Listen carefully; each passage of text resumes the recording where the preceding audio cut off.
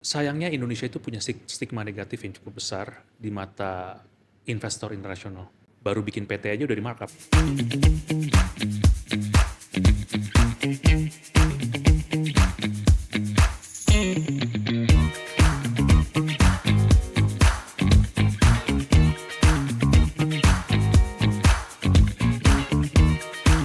Assalamualaikum warahmatullahi wabarakatuh. Selamat datang di Halo Podcast. Halal Lifestyle and Opportunities Podcast. Tempat kita ngobrol santai tapi tetap penuh insight. Betul banget. Dan kita bakal bahas peluang-peluang bisnis yang lagi viral nih. Dengan saya Nanda dan teman saya. Dan saya Raisa, kali ini kita bakal bahas topik yang menarik banget nih buat generasi muda yang baru terjun ke dunia ekonomi syariah. Karena tema kali ini adalah ekonomi syariah di era digital nih teman-teman. Kali ini kita nggak berdua aja, kita kedatangan Bapak Ronald. Selamat datang Bapak. Terima kasih sudah menyempatkan waktu ke Halo Podcast. Gimana Pak kabarnya? Alhamdulillah kabar baik. Alhamdulillah. Gimana perjalanan ke sini tadi? Alhamdulillah lancar banget Lancar ya. ya. Nggak Macet macet ya, nggak? Pak? Iya. Aman, saya dari tol ke tol tadi sih. Oh, Iya. Bapak emang dari mana kalau boleh tahu? Saya tinggal di Jakarta Barat. Oh, di Jakarta Makanya Barat. tadi tinggal masuk tol all the way ke sini dan emang masih ini ya cukup lancar ya jam segini. Iya, Masih nggak senggang terlalu Betul. macet ya Pak ya. Betul. Bapak boleh dijelasin sedikit, maksudnya Bapak ini kan ahli di bidang ekonomi digital. Boleh diceritain sedikit nggak sih Pak awal mulanya Bapak terjun ke dunia ini tuh kayak gimana? Baik.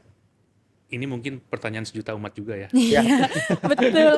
Jadi saya alhamdulillah masuk Islam di tahun 2012. Oh, Lalu setelah saya masuk Islam, saya waktu itu sebetulnya tidak langsung sengaja masuk ke ekonomi syariah.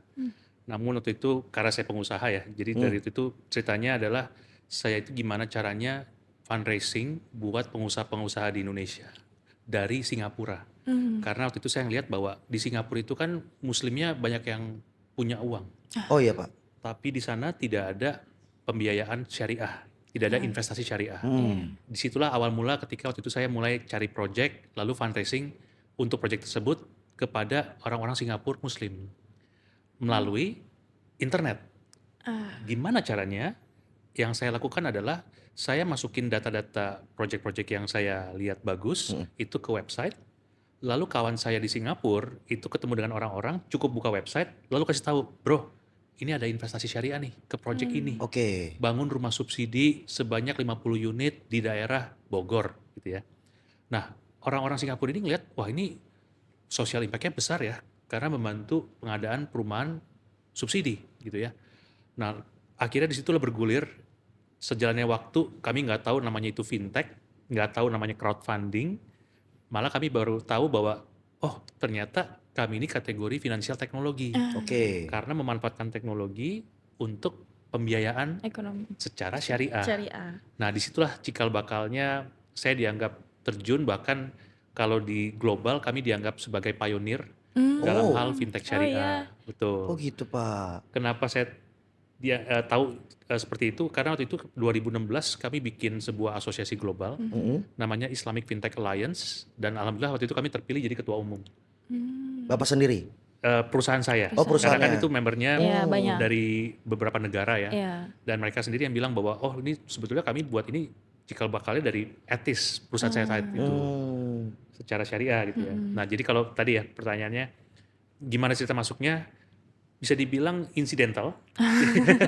Tapi alhamdulillah bermanfaat. Oke. Akhirnya saat ini sudah cukup banyak teman-teman fintech syariah lain yang tadi masuk ke dalam ekosistem kita. Gitu sih. Oke Pak, awal ketertarikan Bapak menggeluti di dunia ini apa ya Pak? Oke, saya terus terang belajar ekonomi syariah itu learning by doing. Oke. Artinya apa? Awalnya saya cuma jualan kan, jualan ada proyek bagus nih, bikin perumahan, developernya punya portfolio yang bagus, investor di sana pun naruh $10.000 kayak naruh 10 juta, kan gitu ya. Di Iya, Singapura iya, itu kan gapnya gede banget sama kita. Kita kumpulin uang waktu itu pertama kali proyek 3 miliar, itu mungkin hanya 2-3 hari. Orang masing-masing patungan 10.000, 20.000 Singapura dolar.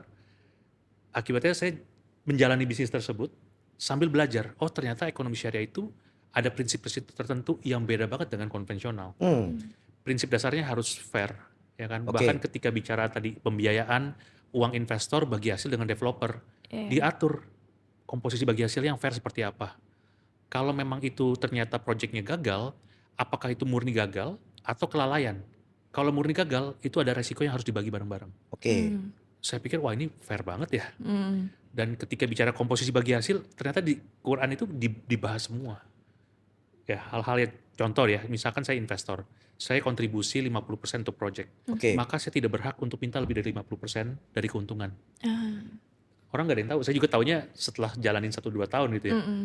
Wah ini berarti ekonomi syariah itu impact-nya besar sekali sebetulnya. Iya. Dan satu lagi, ekonomi syariah itu untuk seluruh umat, bukan hanya untuk umat muslim, Muslim ya. tapi untuk seluruh manusia.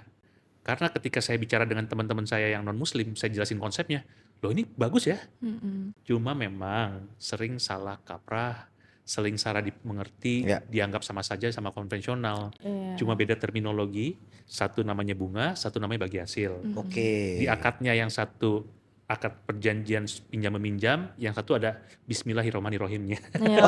Oke. Intinya soal bagi hasil itu harus ada ya Pak. Harus. Kesepakatan bersama intinya ya. Kesepakatan bersama. Dan tadi diatur juga mekanisme bagi hasilnya. Itu yang nggak saya pikir masyarakat perlu tahu ya. Nggak sesederhana bilang ganti terminologi dari bunga jadi bagi hasil. Nah itu yang saya di sini mungkin tugas saya untuk tadi menyuarakan hal tersebut supaya masyarakat lebih paham. Sih. Nah, Bapak kan mulai bisnis ini itu kan berawal berarti nggak di Indonesia, di Singapura. Technically kami lahir di 2 negara. Oh ya, Iya. gitu. di Indonesia. Di Dan- Indonesia untuk nyari projectnya, di Singapura untuk cari investornya. ya, kayak ada nggak sih Pak kayak tantangan terbesar karena kan beda negara ya, Iya. karena mungkin culture-nya juga beda yang kayak gitu. Kayak hal apa sih Pak yang bikin Bapak atau menjadi tantangan terbesar gitu buat bangun ini gitu? Ya. Very good question ya sebenarnya. Sayangnya Indonesia itu punya stigma negatif yang cukup besar di mata investor internasional. Ya. Banyak investor ke sini dan trauma. Baru bikin PT aja udah di markup. Iya betul. Bener ya? Bener, Karena bener, jiwa bener, pengusahanya kental sekali Iya. orang Indonesia. Cari keuntungan semaksimal mungkin gitu Iya. ya. Nah itulah yang sebetulnya stigma-stigma yang ingin kami rubah. Yaitu ketika kami coba onboarding para pengusaha ini, kami cari yang memang punya karakter yang baik, yang bagus, punya portfolio yang jelas dan lain sebagainya. Stigma ini yang kami rubah kepada calon investor di luar negeri bahwa mereka taunya kan di Indonesia itu semua serba under table. Ngurus perizinan harus ada under table dan lain Oke. sebagainya. Nah kan di syariah nggak boleh, Iya. ya kan riswah, ya kan. Jadi kami perhatikan sekali pengusaha-pengusaha yang memang secara karakter juga berusaha menjauhi hal tersebut. Oke. Supaya mereka lebih nyaman ketika berinvestasi bahwa saya bukan hanya mencari uang, tapi juga mencari keberkahan. Memang kedengarannya klise banget ya. Apa sih keberkahan? Iya. Ya kan kayaknya spiritual banget sih. Buat orang Buat- Chinese mungkin Iya iya iya Pak. ngomongin apa sih? Ya, balik lagi, tapi kita punya faith, punya kepercayaan yang beyond untuk mencari keuntungan, tapi juga memberikan dampak. Dampak itu harus adil, ya kan? Makanya saya punya brand sendiri tidak terdengar sebagai sebuah perusahaan syariah. Etis itu kan bahasa umum. Oh etis ini nama perusahaan Bapak sendiri? Iya, etis itu kan singkatan dari ethical dan Islamic. Tapi saya tidak bilang ini hanya untuk muslim. Itu kejadian 20% investor kami non-muslim. Bahkan pemegang saham kami, salah satunya teman TK saya, non-muslim. Tapi mereka melihat bahwa, oh ini sebenarnya konsep yang bagus. Di etis itu Pak? Dia etis, iya. Nah, karena saya sebagai asosiasi, saya nggak ngomongin etis ya. Iya iya iya. Agak lebar sedikit. Agak nggak apa-apa. pancing-pancing dikit. Ya, intinya adalah kita melihat bahwa ini adalah sesuatu yang baik. Jadi kita harus dukung, dan Indonesia sebagai negara dengan populasi muslim terbesar di dunia, Ya. kenapa syariahnya 30 tahun segini-segini aja? Betul. Nah, itulah kami melihat bahwa dengan adanya teknologi harusnya bisa menjadi senjata untuk mendorong pertumbuhan ekonomi syariah menjadi lebih baik lagi. Gimana caranya dengan teknologi dibikin semuanya bisa lebih transparan, Ya. bisa lebih accessible, ya kan? Artinya apa? Bukan hanya orang Indonesia dong yang invest, Iya. orang global pun bisa invest. Bisa. Indonesia dikenal sebagai negara berkembang, peluangnya banyak banget di sini. Betul ya? Betul, Betul. betul, betul. Dengan adanya teknologi kita bisa memberikan informasi selengkap mungkin ya kan ketika ada pembiayaan ini orang scoringnya berapa sih? Mm-mm. Ada temuan apa aja sih? Informasi yang disampaikan. Iya. Potensi keuntungannya apa? Potensi kerugiannya apa? Itu kami sampaikan semua secara transparan. Ini yang membedakan syariah dengan konvensional. Mhm. Kalau konvensional cuma dicek, oh ini orang rata-rata pemasukan sekian, Segini. ya bisa bayar lah, Iya. udah kasih duit pinjaman. Nggak bisa bayar, ya udah penting tagih, bunganya pun bunga Terus. berbunga. Bunga, iya. jalan ya. Berbunga. Di syariah nggak bisa, Oh, nggak bisa kayak gitu, nggak Pak? bisa. Kita ada yang ada semacam denda ada, Oh, ada. tajwid dan takzir dan takjwid. Ya ini ya. Intinya mereka itu kalau terbukti kelalaian, terbukti kesengajaan, kita boleh kenakan denda. Tapi dendanya tidak boleh dipakai untuk keuntungan, Ah, Lalu gimana tuh Pak? dikasih sosial. oh, Oke. sedekah ke panti, Betul. anak yatim kayak gitu. Semua fakir dan lain sebagainya itu adalah yang berhak untuk tadi. Jadi mungkin itu Menerima. perbedaan yang sangat yang terlihat ya, Iya, Pak. iya, iya. Sayangnya belum orang semua melihat. Oh iya sih.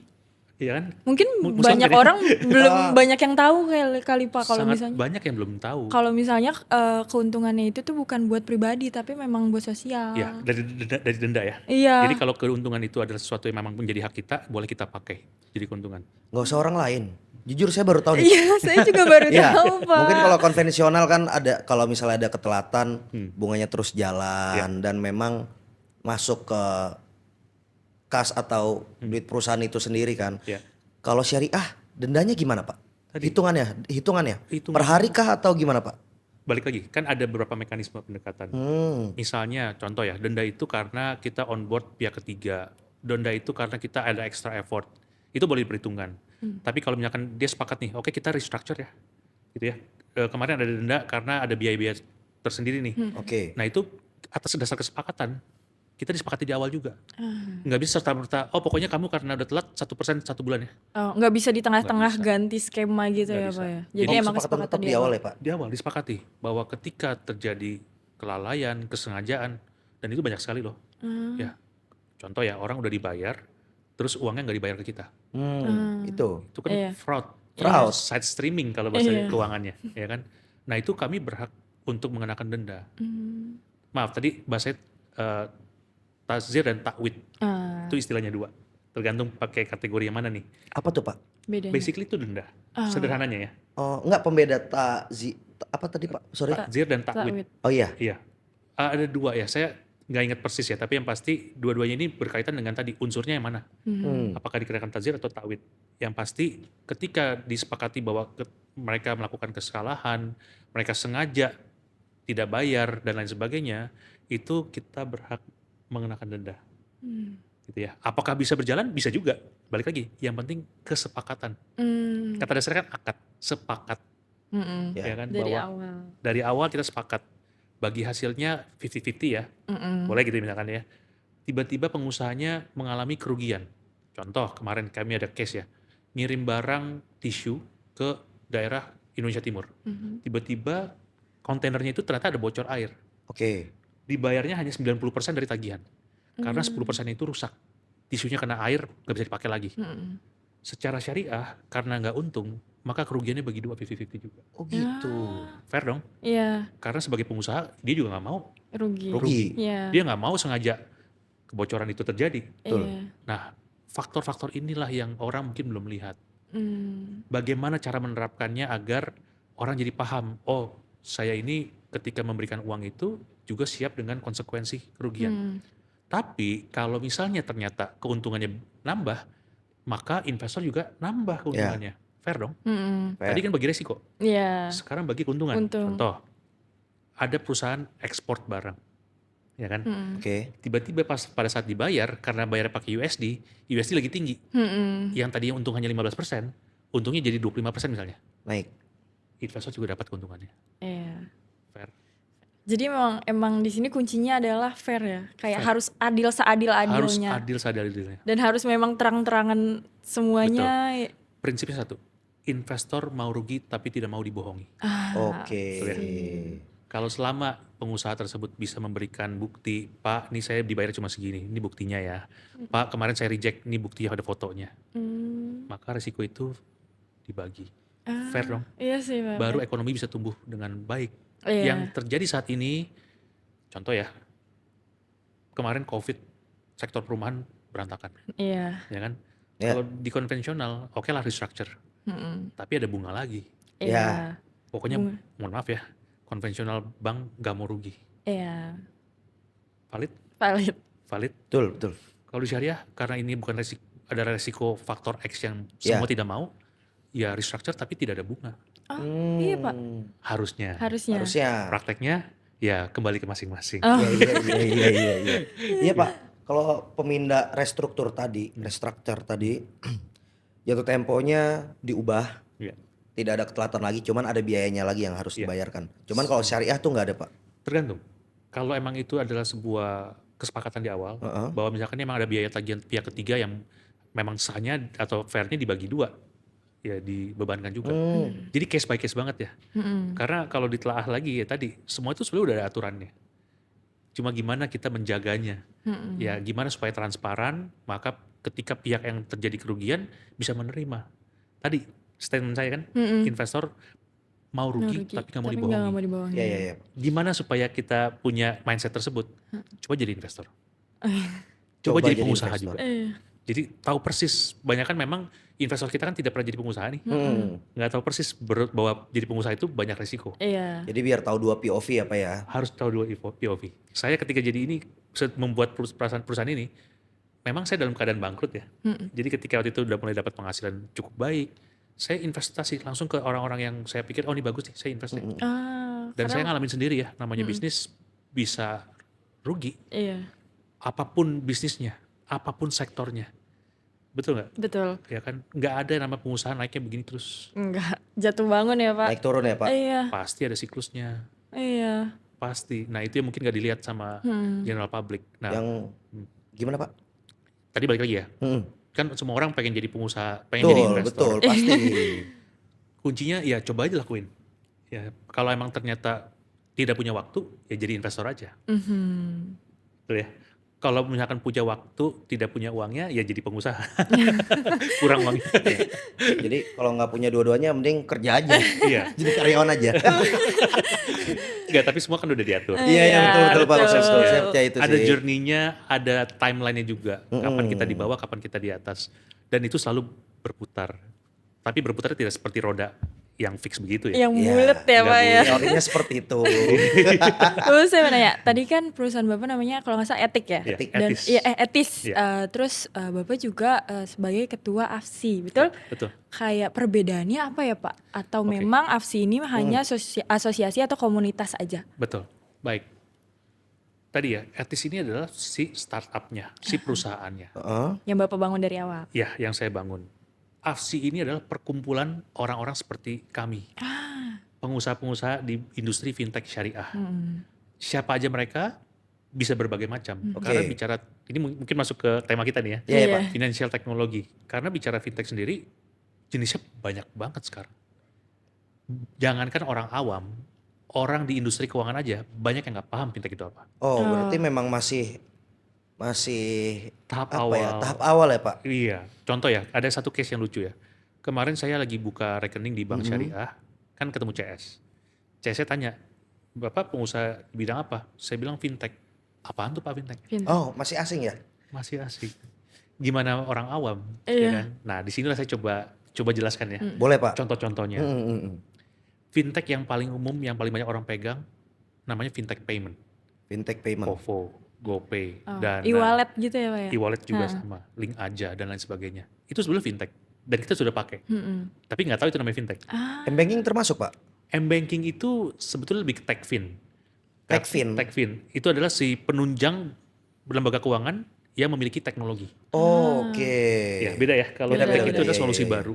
Ya kan crowdfunding. Pernah dengar crowdfunding? Urunan online. Orangnya. Ya kan. Mungkin kalau saya cerita tentang crowdfunding ada yang mungkin teman-teman sudah dengar seperti kitabisa.com. Tahu kitabisa.com? Oh iya Tahu. tahu. Itu namanya social crowdfunding.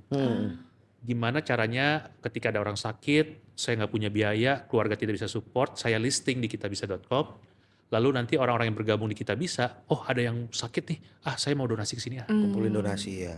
tanpa harus ketemu, cukup kirim melalui platform, langsung bisa dipantau progresnya sudah berapa banyak terkumpul.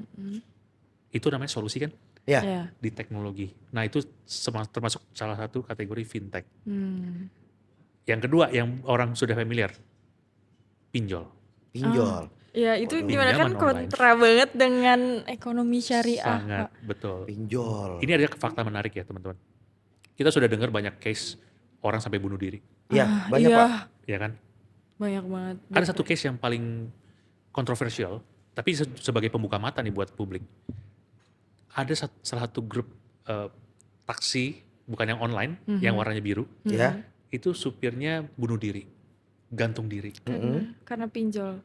Yes, karena pinjol ketika diinvestigasi, dibuka handphonenya, ada 16 aplikasi. Wah, Pinjaman online, Ya. Pak. 16. 16, kebayang ya, dicecer satu aja udah pusing, Iya, Apalagi benar, Pak. 16. apalagi 16. 16. Problemnya adalah, ini karena ilegal, mereka tidak punya centralized data. Jadi mereka pas ngasih orang pinjam, terus orang nggak bisa bayar, cari pinjol lagi. Pinjam, ya. Gali Karena lubang buat gali tutup lubang tutup Gali lubang tutup lubang. Problemnya satu, ketika gali lubang terus mau ditutup, nggak ketutup sempurna. Kenapa? Iya, iya, iya. Karena dari yang pertama aja bunganya sudah berbunga. Iya, iya, iya. Pinjamnya mungkin 10 juta, berkembang biak jadi 30 juta misalnya ya. Iya, iya. Terus dapat dari sebelah, dapat misalkan 30 juta, dipotong administrasi tinggal 25 juta. Misalnya ya, bayarnya ke sini, nggak selesai kan? Enggak, Masih ditagih. masih ada sisa. Masih ada sisa, berbunga lagi. Yang ini berkembang lagi. Gulung terus. Gulung terus.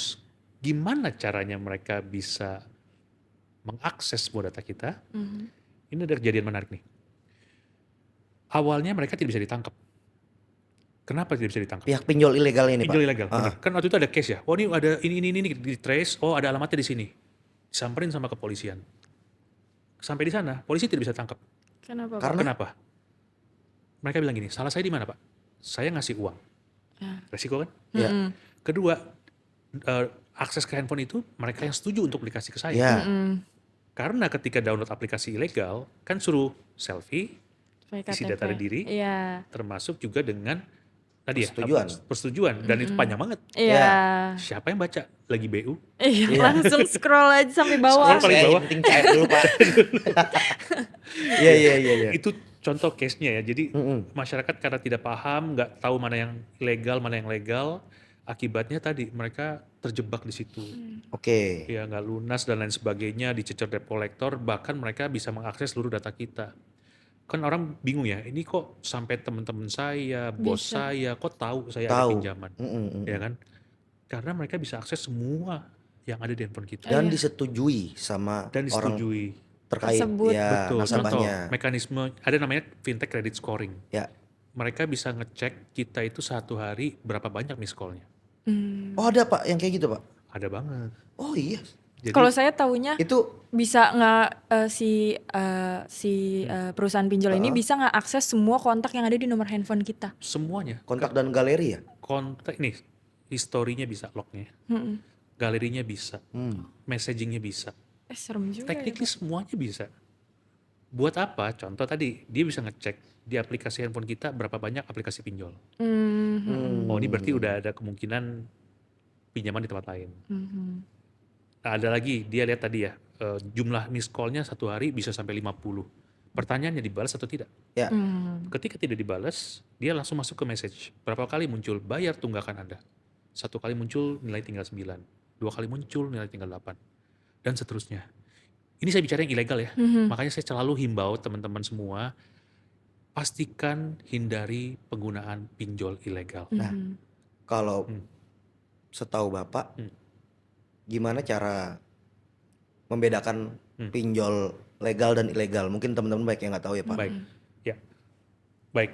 Total fintech peer-to-peer nama terminologi yang resminya ya. Peer to peer. Peer-to-peer lending namanya. Jadi hanya ada 95 platform saat ini. Bayangin, di bulan Desember 2024 sudah ada 8.500 pinjol ilegal yang ditutup. Berapa? 8.000. 8.500. Banyak juga ya, Pak. Artinya orang lebih kenal yang ilegal daripada Iya. yang legal. Makanya kami di asosiasi bekerja sama dengan kepolisian, Komdigi dan lain sebagainya. Kita punya program literasi menyampaikan kepada publik bahwa sebelum menggunakan, cek dulu secara online. Kan tinggal dicek di Iya. Google. Ya, iya, iya, Apakah iya, etis iya. legal atau tidak misalnya contoh Iya. ya kan apakah yang inisial AK Iya, legal atau tidak legal legal, atau ya ilegal. kan? Atau teman-teman bisa juga ke kontaknya OJK di 08 157 157 157.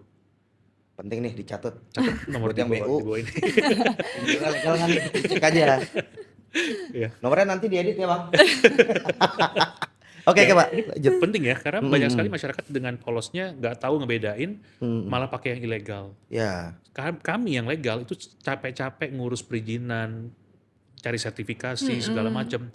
Karena di legal yang legal itu aturannya luar biasa ketat. Oh iya, Ya kan? karena Dari sisi penagihan, dari sisi scoring dan lain sebagainya. Oke. Sehingga termasuk tidak boleh melakukan penagihan dengan tidak manusiawi. Itu diatur semua. Contoh SOP. tidak boleh nagih di hari weekend Oke. ya atau di atas jam 8 malam. Ya. Itu ada aturannya semua. Dan semua anggota penagihan paling tidak di tempat saya ya, itu harus dapat sertifikasi dari asosiasi. Oke. Gitu ya. Harus PPI ya Pak? update terus, AFPI betul, AFPI. Itu harus update terus. Ya tadi memastikan bahwa tidak ada praktek-praktek yang tadi membuat industri ini tercoreng juga. Kan sayang ya, sebetulnya manfaatnya juga ada loh. Ya, kan, ya, ya. Ya kan Pindar itu kan buat beberapa orang yang tidak bisa masuk ke bank, ini jadi solusi sebetulnya. Ya. Iya. Dan prosesnya cepat nggak sih Pak? Sangat cepat. Iya kan? Kenapa? Karena kami tidak ada manusia yang ngerjainnya. Semuanya mesin. Teknologi. Tadi kan saya cerita ya, kalau ketika bisa akses nih, Pindar yang legal itu hanya bisa akses 3 hal. Namanya camilan. Camilan. Camilan. Itu singkatan. Apa tuh Pak? C-nya itu kamera, M-nya mikrofon, L-nya location. Kamera buat selfie dengan KTP, Iya. fungsinya adalah untuk ngecek mukanya dengan wajah di KTP-nya. KTP sama atau Sama. enggak. Oke. Ya. Lalu wajahnya dengan nomor KTP-nya apakah sama atau tidak? Oh sudah sama semua, lolos. Kedua, mikrofon. Itu namanya untuk ngecek biometrik. Pernah dengar biometrik ya? Ya. Sidik jari, Sidik jari. retina mata, Ya. Suara. Untuk apa? Untuk memastikan ketika orang bilang, oh ini bukan saya. Kan di awal ada tuh, apakah Anda setuju dibiayai? Setuju. Setuju. Iya. Terekam. Mm-mm. Dia biometriknya bisa matching. Ketiga, location. Location ini tugasnya adalah untuk ngecek, oh data diri KTP-nya tinggal di Jakarta Barat. Oke. Tapi dari data sistem, kenapa jam 9 malam sampai jam 5 pagi itu ada di Jakarta Timur? Ah. Kenapa jam 9 sampai jam 5 Pak? Lagi Iya. ada di Waktu Karena kan tidur. biasanya orang tidur. Ya Iya. oke. Oh gitu. Kalau kerja kan bisa di mana aja. Iya. Iya, iya, iya, iya. Iya kan? Nah balik lagi nih, kalau saya mungkin saya nggak akan terlalu dalam di sini. Itu contoh ya, bahwa ini penting buat masyarakat paham, terhindar dari yang ilegal dan tahu juga sebetulnya kalau teknologi dimanfaatkan dengan baik harusnya powerful banget. Tapi sayangnya banyak pihak-pihak tidak bertanggung jawab yang memanfaatkan teknologi ini untuk keuntungan pribadi. Ah. Dan banyakkan itu datangnya dari China. Ah. Oh pinjol-pinjol ilegal itu kebanyakan dari sana Pak? 90% lebih. Wow. Kenapa? Karena tahun 2017-2018 itu ada 4.000 fintech seperti ini di China. Sampai kejadian bunuh diri itu banyak banget. Dan akhirnya pemerintah turun tangan. Sehingga mereka harus keluar dari China dan mencari market Negara baru. Oh karena pasar di baru negara ya. asal karena di negara asalnya semakin ketat, dia main di negara lain mungkin ya Betul. Pak. Dan kenapa Indonesia? Ya belum ketat berarti. Bukan belum ketat. Gimana Pak? Mm. Pertama, kalau bicara populasi, Heeh. China nomor 1, Oke. India nomor 2, Brazil. Amerika nomor 3, Indonesia nomor 4. Setelah dari China kan India. India itu ketat banget terhadap hal-hal seperti ini, landing. Diawasi pemerintah banget. Ketiga, Amerika. Amerika di tahun tersebut masih advance teknologinya. Ya. Gimana tuh Pak maksudnya? Secara teknologi fintechnya di Amerika itu sudah cukup advance. Iya. China itu belum secanggih itu. Secanggih itu. Waktu itu ya. Sekarang saya rasa udah melebihi ya. Yang berikutnya Indonesia. Populasi besar, literasinya rendah, Iya. konsumtif. Iya. Konsumtif. Kita dianggap one of the largest consumer market in the world. Wow.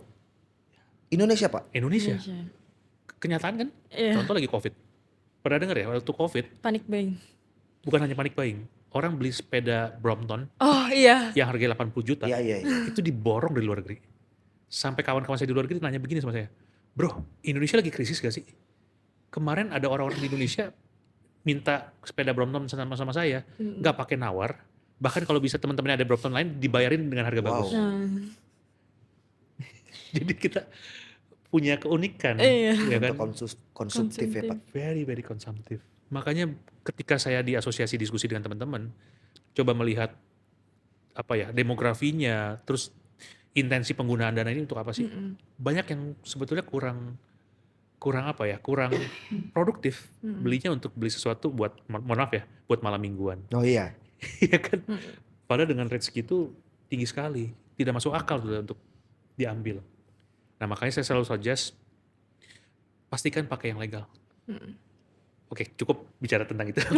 Karena mungkin Lanjut. orang-orang juga nggak mau ribet kali ya Pak, karena lagi butuh. Ah. Jadi kayak kan kalau misalnya yang legal pun peraturannya sangat ketat. Jadi mereka cari yang ilegal aja, Enggak yang juga sih. jalan cepet. Sebetulnya yang Sama legal aja. juga berusaha maksimalkan speednya ya. Ah, Ya kan, dengan teknologi memungkinkan selama memang tidak ada hal-hal yang memang terlalu signifikan untuk ditolak, itu bisa diberikan, ya kan.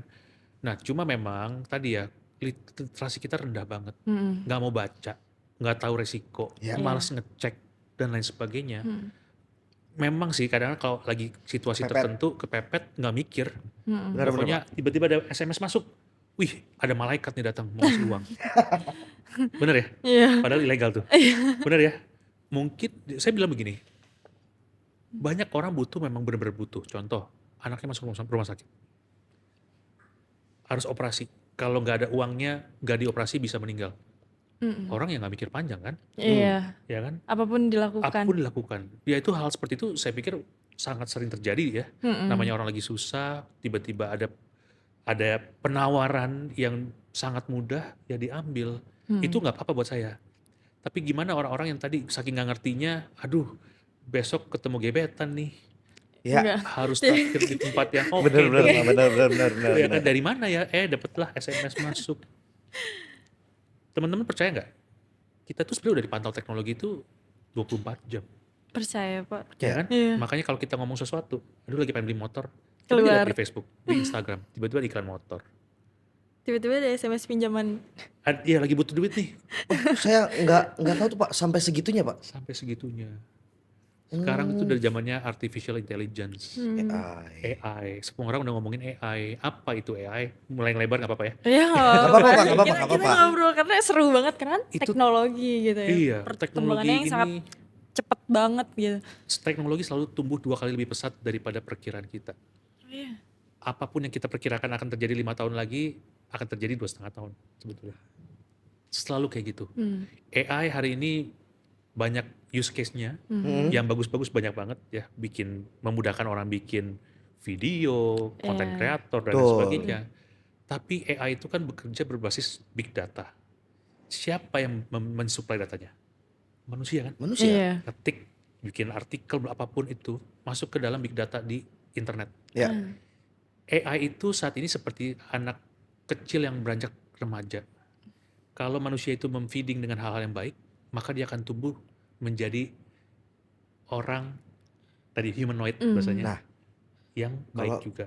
Untuk Tapi gimana Pak? Gimana Pak? kalau banyak feeding hal-hal negatif, bisa jadi mereka akan jadi tumbuh AI-nya jadi jahat. Tergantung, jadi kayak ibaratnya anak kecil tergantung ditaruh di lingkungan yang seperti apa. Betul. Kita orang tuanya. Iya. Iya. Kita ngasih apa ke anak kita? Apa yang kita didik? Makanya di asosiasi kita bikin semacam code of conduct, bahwa hal-hal yang berbasis AI yang digunakan untuk kriminal itu harus dibasmi secepatnya. Oh ada Pak. Ada. Oh Boleh kasih Banyak banget. apa tuh Pak? kriminalnya Teman-teman pernah dengar deepfake? deepfake. Deepfake itu orang muka kita, ya kan, bisa berubah jadi muka orang buat eKYC. Foto pakai KTP orang, pakai deepfake teknologi, mukanya sama kayak yang ada di KTP. Oh.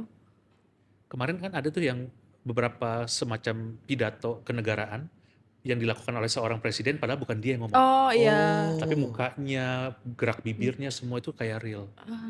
Nanti AI itu akan semakin canggih sampai manusia tidak bisa bedakan lagi mana AI mana bukan. Banyak juga sih Pak di sosial media yang kayak gitu. Makin bingung kan? Iya. Makin bingung Pak, benar. Makin bingung. Makanya ada teknologi-teknologi yang mencoba men-tackle hal tersebut. Gimana ada teknologi yang bisa membedakan ini AI, ini yang manusia.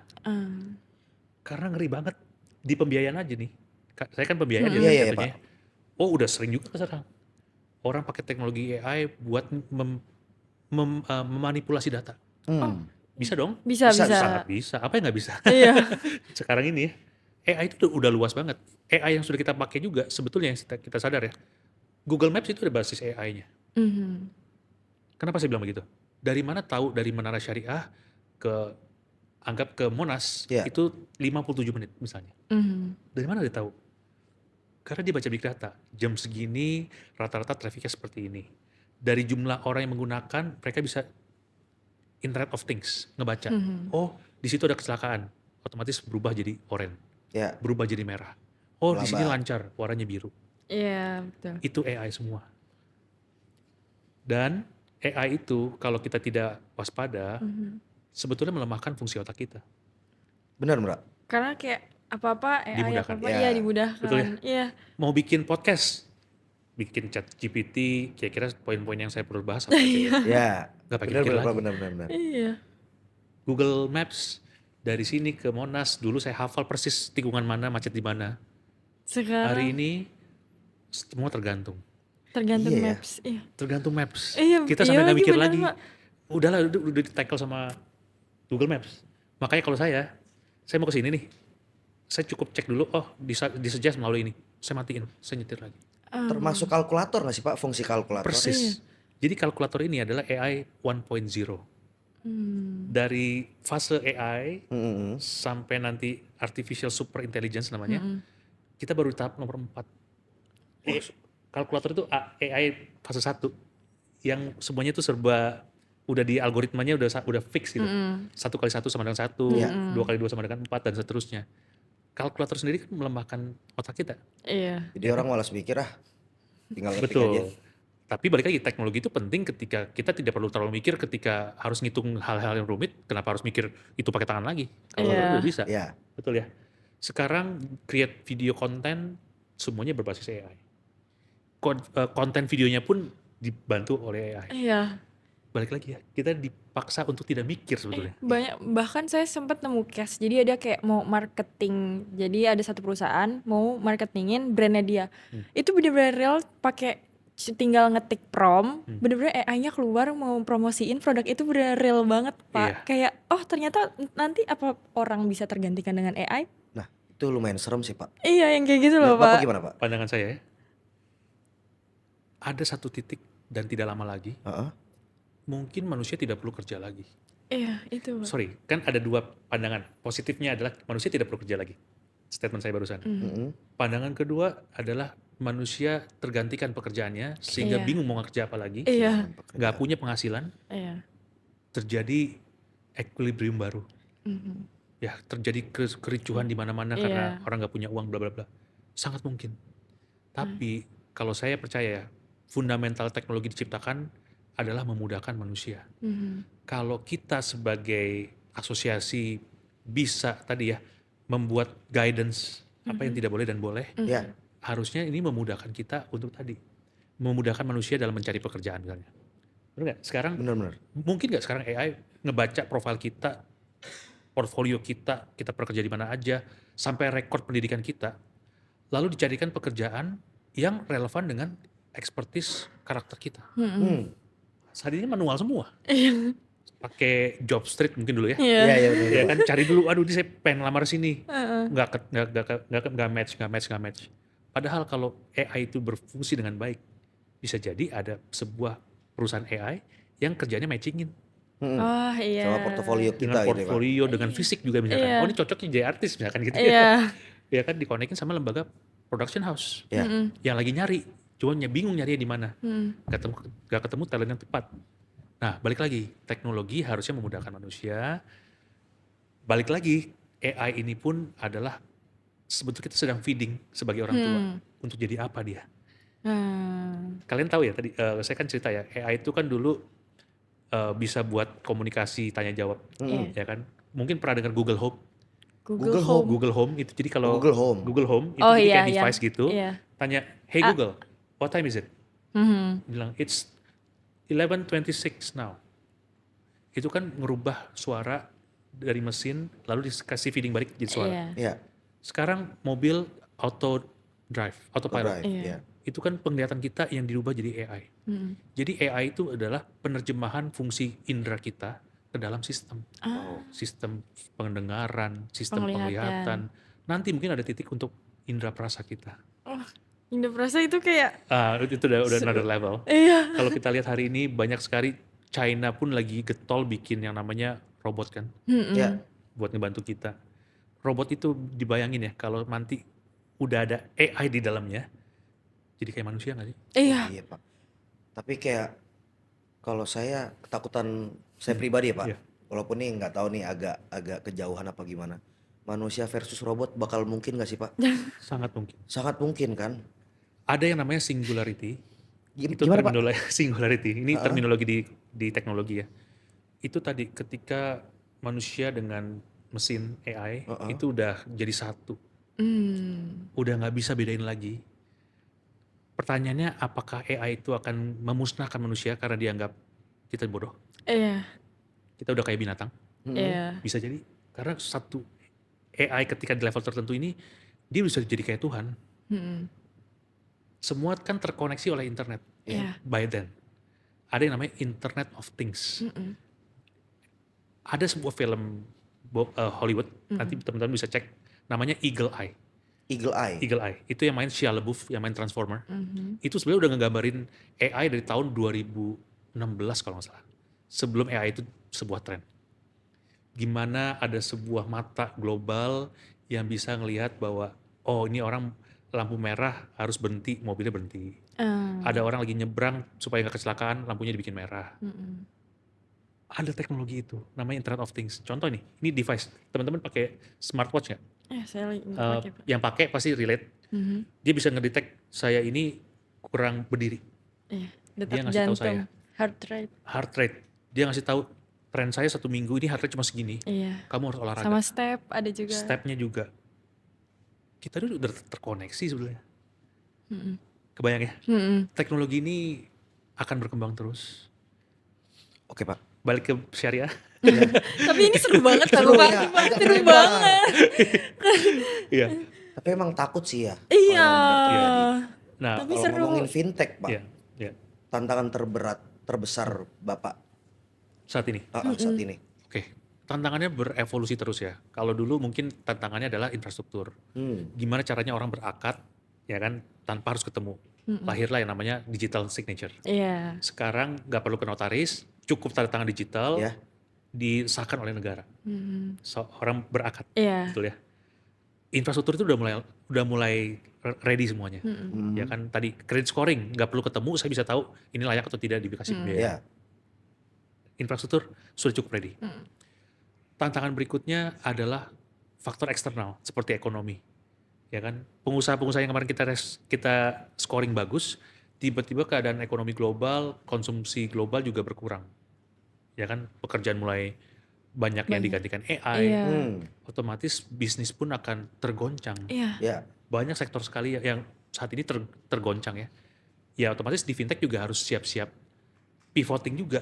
Apakah kami pembiayaannya harus dibatasi sama orang-orang yang memang seperti apa? Iya.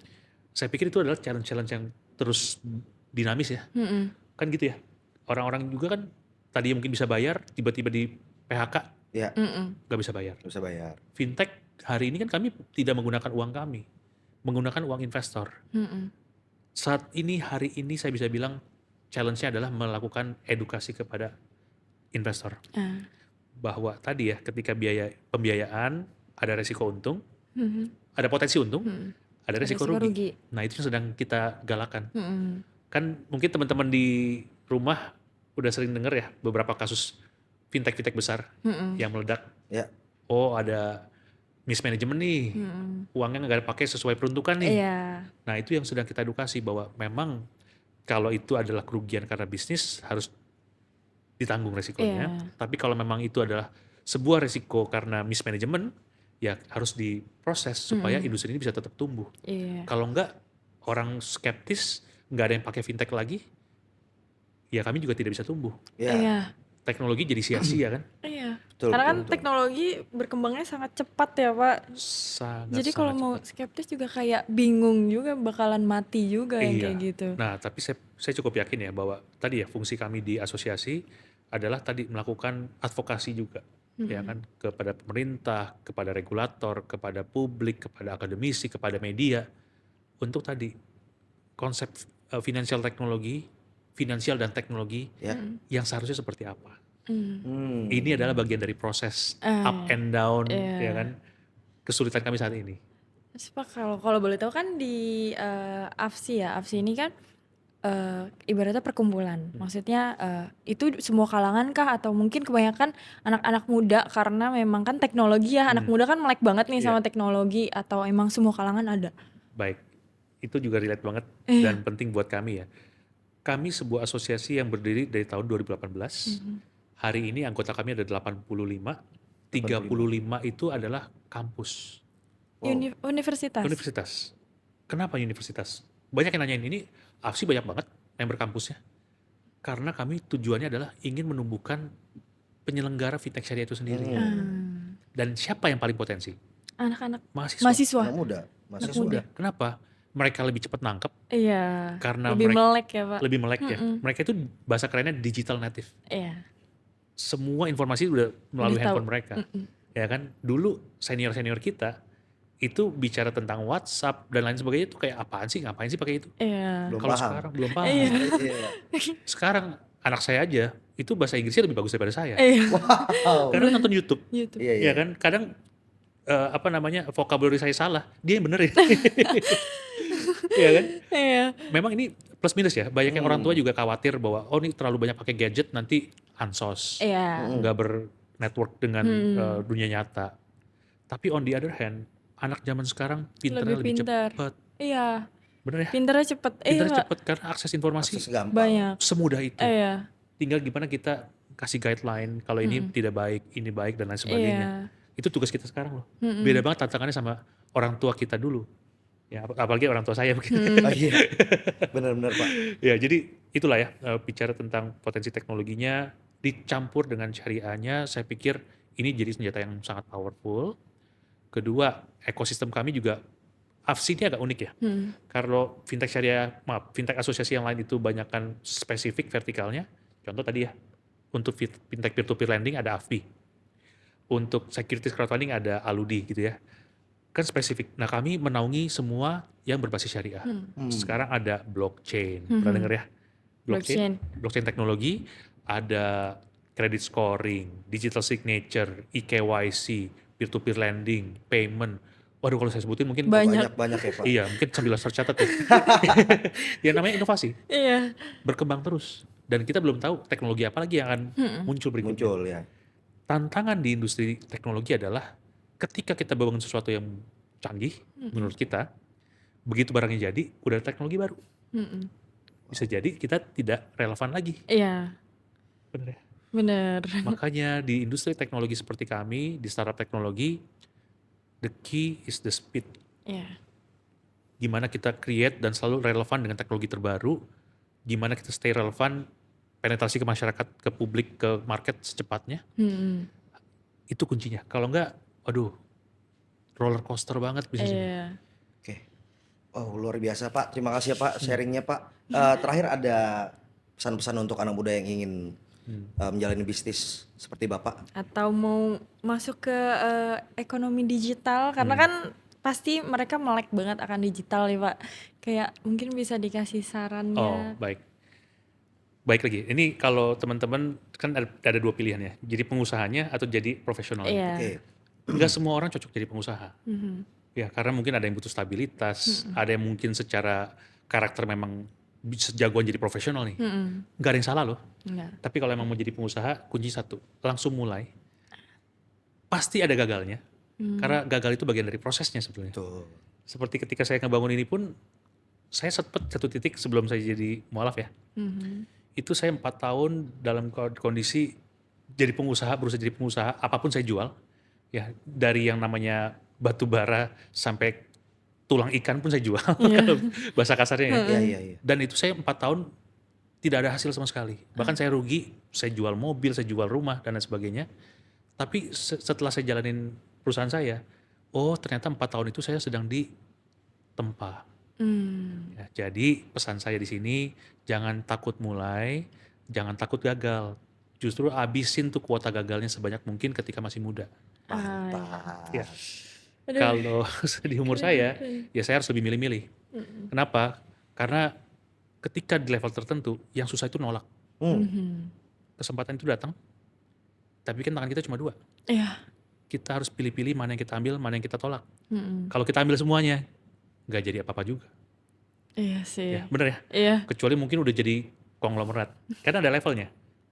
Pengusaha atau pebisnis. Iya. Bedanya apa? Kalau Satu bisnis. Iya. Pengusaha itu masih berusaha. iya. Oke. Oh gitu. Makanya tadi saya agak bingung. Oh iya. Entrepreneur iya. and businessman. Kan bahasa kerennya begitu ya. Iya. Entrepreneur itu artinya dia ngembangin sesuatu sampai itu jadi bisnis dan autopilot, bisa ditinggal. Dia bikin bisnis baru. Baru naik level jadi businessman. Punya beberapa bisnis. Jadi bisa Make ditinggalin sense? ya Pak. Bisa ditinggalin. Jadi tugasnya pengusaha adalah membuat sebuah sistem sampai itu jalan tanpa harus diawasin 24 jam. Sesekali perlu, ya kan, lihat apalagi mungkin di level tertentu kita udah kebangun network, kita bring to the network to the business. Iya. Itu yang tugasnya sebagai businessman nanti. Iya. Nah, jadi tadi ya untuk teman-teman yang sedang ingin jadi pengusaha, mulai jangan takut, gagal sebaiknya ada gagalnya. Iya. Yang sesuatu ini ya, ada tren kan ya, oh ini banyak pengusaha yang flexing Iya. sosial media kayak seolah-olah nggak pernah gagal, ya kan? Percayalah, pasti ada keplesetnya. Jadi Pasti ada, jangan sombong, Jangan sombong. jangan sombong. Jangan sombong. Oke, terima kasih Pak Yusuf. Banyak Sama-sama. di Pak Ronald kita Yusuf, di terima obrolan kasih. kali ini banyak banget Iya. insight-nya, bener-bener hal yang kita nggak tahu sekarang kita tahu. Jadi tahu. Iya. Ngobrol udah seru banget. Agak ngelebar tadi ya, nggak apa-apa. Lain waktu kita ngobrol tentang AI kali ya Pak, Boleh, lebih seru boleh. teknologi yang kayak gitu Boleh ya banget, Pak. boleh banget.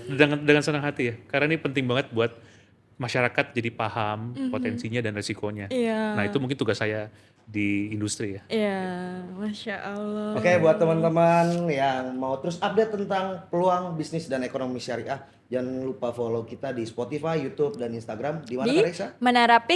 Menara Syariah PIK 2.